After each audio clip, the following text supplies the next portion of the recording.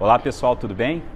Bem-vindo a mais um MRCast. Esse é o último de 2022. Eu tenho o prazer aqui de estar com um dos maiores executivos do país na área de telecomunicações, que é o Leandro Bueno. Obrigado, Leandro. Obrigado pelo convite, Marcelo.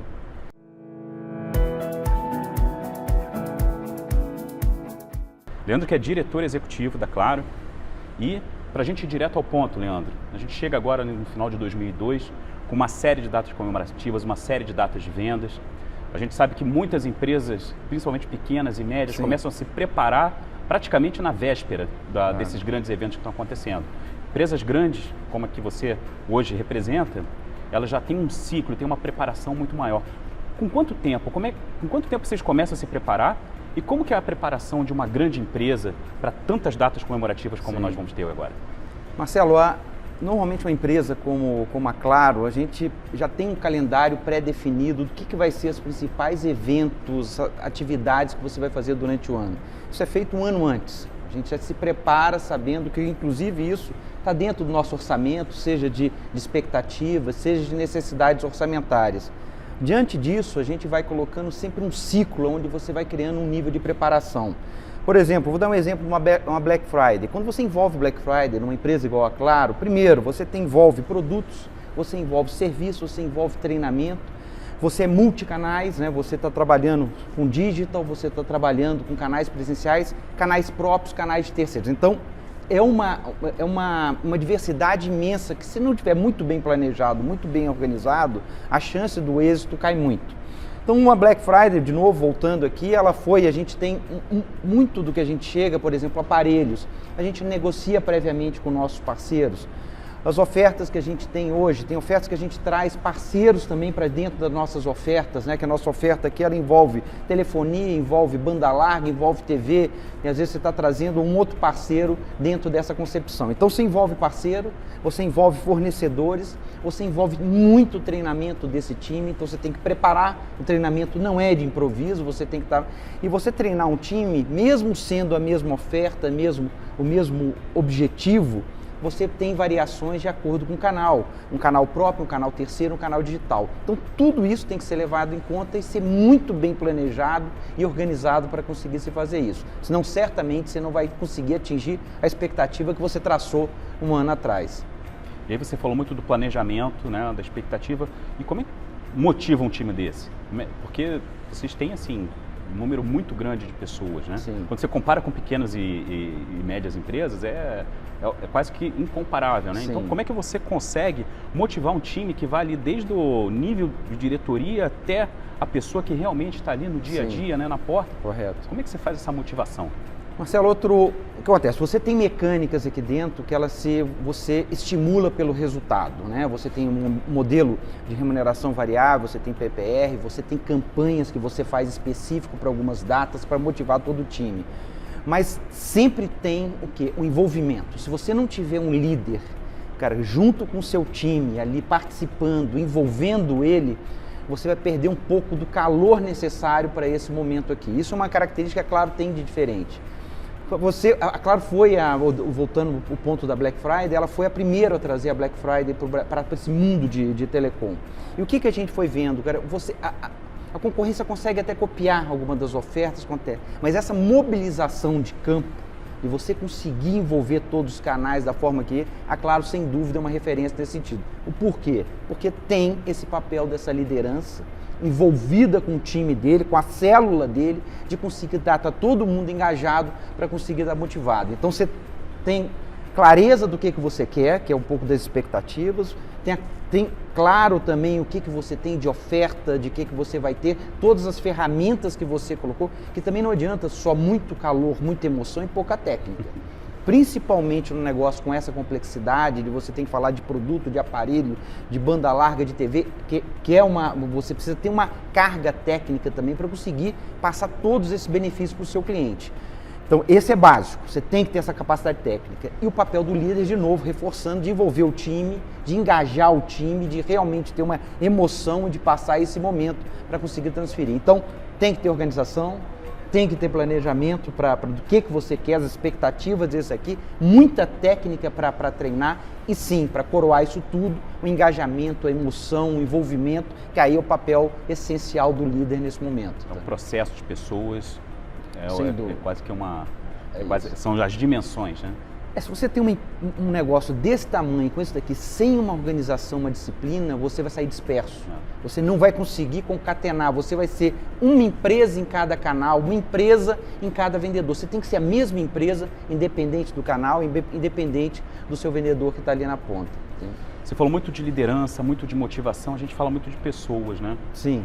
Como é que você vê essa transição das habilidades das pessoas, dos empregados, né? A gente tinha aí 20, 30 anos atrás, talvez pessoas mais processuais, né?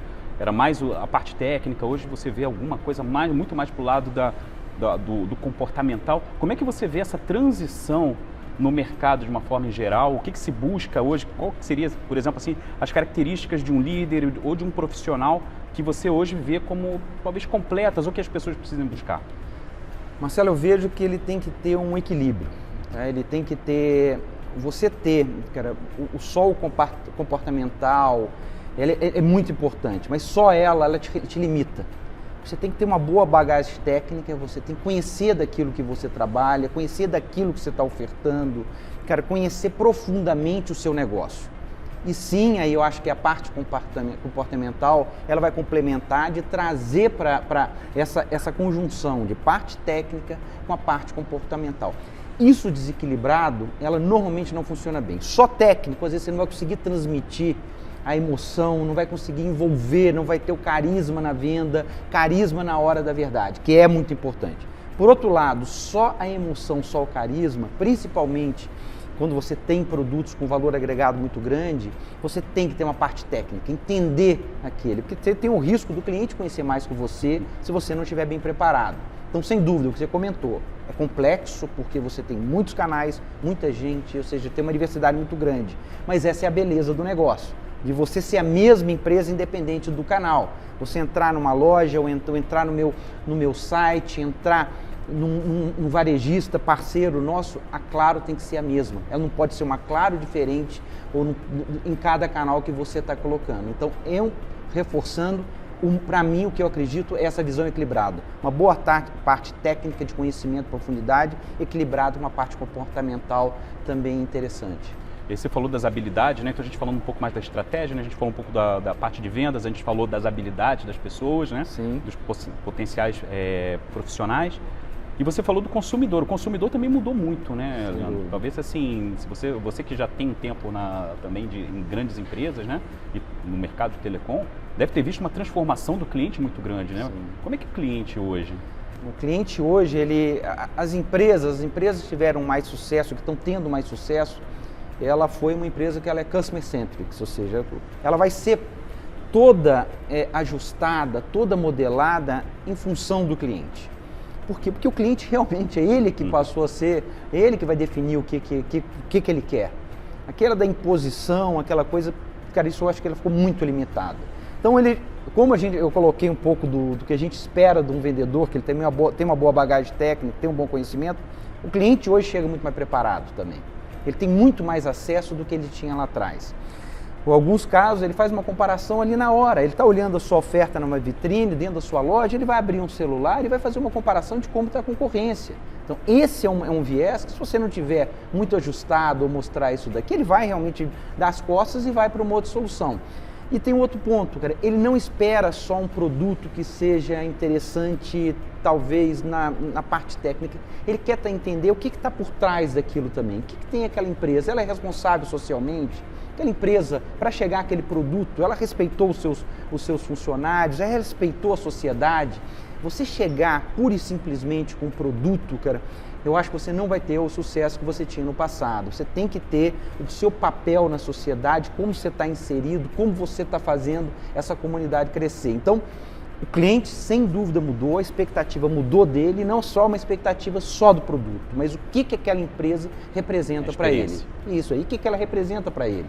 Não é só, e sem dúvida, ele espera uma experiência adequada do que está colocando, mas sim, ele quer ver o todo. A embalagem não é puricinho, não é só mais o produto, ele quer ver o todo da proposta de valor da empresa. Tá? E aí é interessante também, Leandro, quando a gente fala dessa evolução, né? A gente falou da evolução aí tanto do consumidor quanto da evolução também dos profissionais, né? E como é que você vê o futuro desse mercado varejista ou do mercado de uma forma em geral? Como que é o futuro? Como é que se você tivesse que ver daqui a 15 anos, como é que você veria o mercado, os vendedores, o cliente? Como que seria esse mercado? Marcelo, acho que, como eu falei, o vendedor teve que evoluir, muito atrelado às expectativas do cliente, e eu vejo que isso cada vez vai evoluir mais. Porque todo mundo acredita que ele vai ser um mundo só digital. Eu tenho uma expectativa que sim, o digital ganha força, é inevitável, e eu acho que ela está trazendo um movimento de velocidade muito importante. Mas eu ainda acredito que a parte da experimentação, do contato, da vivência um pouco também do físico, do presencial, ela também vai continuar muito importante. Eu vejo que, por exemplo, na Claro, a gente está crescendo muito no digital, está investindo muito, mas não deixa de investir nas lojas, não deixa de investir num contato com o cliente, num treinamento, porque, mais uma vez, eu acho que é o ponto do equilíbrio. Eu vendo para frente, ou seja, eu vejo que uma loja que era essencialmente uma loja de vendas, por exemplo, ela passa a ser uma loja de experiência, de degustação. Ela muda um pouco daquele viés de ser só um local que vai ter um balcão e ali você vai fazer uma relação de compra e venda. Não! Às vezes ele vai estar ali, experimentando seu produto como se fosse na casa dele, ele se sente à vontade com aquilo, a gente está entregando aquilo que a gente está colocando numa comunicação, está colocando no digital. Então o que eu vejo para frente? Eu vejo que vai ser também uma visão dessa equilibrada, ou seja, o digital cada vez mais forte, de uma forma também mais imersiva, cada vez trazendo para o cliente muito aquilo que você está colocando, está vendendo, aquilo que você coloca como a sua expectativa, se é aquilo que realmente você entrega. Então, para isso, você precisa ter um presencial também, ter um contato. Eu não acredito que vai ter uma substituição total. Eu acho que ainda muda um pouco da concepção, sai daquele conceito só de venda, experimentação e degustação, mas é isso que eu vejo para os próximos anos. Tá? E o 5G e certamente o mercado de telecomunicações, sim, ele é fundamental nessa transição, né? É isso. Que o 5G, quando eu falo que você vai dar, por exemplo, um digital mais imersivo, um digital mais responsivo, porque o 5G vai proporcionar isso. A gente dá um exemplo aqui nas nossas lojas hoje, o que a gente está fazendo de grande mudança? Estamos trazendo o conceito da casa conectada, estamos trazendo o game para dentro disso daí. E o que você passa a ter? Cara, o 5G você passa a trazer a mobilidade para um outro patamar. Então a gente está trazendo isso que tem que evoluir também no ponto de venda. Com o 5G não adianta só a tecnologia colocar e você como que tangibiliza isso? Novamente é o questionamento de todo mundo do 5G. Como que eu estou vendo o 5G além de ser só na tela do meu celular o 5G? Aí por isso que você precisa trazer esse ponto para dentro das lojas. Como que eu consigo trazer o que eu estou vendendo, o que eu estou colocando, o que eu estou fazendo de propaganda, anúncio, né? Como que eu consigo tangibilizar? Por isso que o papel do ponto de venda, da experiência do cliente, tem que tangibilizar aquilo que você está vendendo. Então esse de novo, a gente está trazendo para dentro das lojas um pouco disso. Você pode entrar nas lojas, as lojas mais evoluídas, ela passa a ser uma loja que você bota casa conectada, internet das coisas, a parte de game que é muito forte, e o 5G é o que vai propiciar isso tudo, que vai facilitar isso tudo nesse movimento. Então, o desafio é como eu consigo tangibilizar no final tudo aquilo que eu estou colocando, que eu estou anunciando que ele vai estar trazendo, tá? Leandro, você que tem uma carreira de sucesso, hoje tem muita gente começando as carreiras, ou gente aí que esteja em algum momento de transição, ou pessoas que querem também, digamos assim, atingir o sucesso. Se você tivesse que dar 3 características que você utilizou na tua vida, ou 3 características que hoje você vê como fundamentais para uma pessoa ter sucesso, quais seriam essas 3 características? Marcelo, o primeiro é saber o que ele quer, né? A pessoa tem que talvez, e as decisões, às vezes, elas estão acontecendo cada vez muito mais cedo. Isso é difícil, porque às vezes as pessoas ainda às vezes não estão totalmente preparadas, ou às vezes realmente não sabem o que ela realmente quer. Entram muito cedo no mercado de trabalho, saem muito cedo, às vezes, da parte do ensino. Então, mas o que eu vejo a pessoa entender o que ela quer, onde ela quer chegar. Esse processo de amadurecimento, às vezes não vai ser no primeiro dia de trabalho dela, entender, ela tem uma expectativa de ser um gerente, de gerenciar time, ou não, às vezes não, prefiro tá um voo mais solo, mais individual, entender um pouco das características da pessoa. Então eu vejo o primeiro ponto é entender, eu acho que não é todo mundo que quer ser um diretor, quer ser um presidente. Eu acho que não tem demérito nenhum nessa característica. Pelo contrário, eu coloco muito na empresa. Às vezes você tem pessoas mais solo que fazem um super trabalho e às vezes não tem capacidade de gerir ou não gostam de gerir. Tem outra linha que sim, tem gente que quer gerir, gosta e faz muito bem isso. O primeiro ponto eu acho, entender onde ela quer chegar, entender as suas características, entender esse daqui. O segundo ponto que eu vejo é a disciplina. Eu vejo que a pessoa tem que ter uma disciplina. A nossa realidade hoje, você tem muitas frentes, né? Que nem eu estou colocando, canais diferentes, digital, internet. Cara, você tem que ter uma rotina de trabalho da sua vida muito bem organizada e disciplinada. Senão você vai se perder. São tantas alternativas, é tanta oportunidade que às vezes você perde o foco. Então, você garantir uma vida mais organizada, mais planejada, eu acho que você vai na frente. Você ganha velocidade, você perde menos tempo, você está sempre um pouco mais à frente dos demais se você tiver uma vida aqui. Porque o contrário é o quê? Você vai se perder. Você vai ficar no meio do caminho, perdido e às vezes faltando um pouco de foco. Então, foco e disciplina, na minha cabeça, ela se mistura um pouco. Se você não tiver uma boa disciplina, dificilmente você vai conseguir ter um bom foco. E o terceiro que eu acredito, mas é um pouco da resiliência.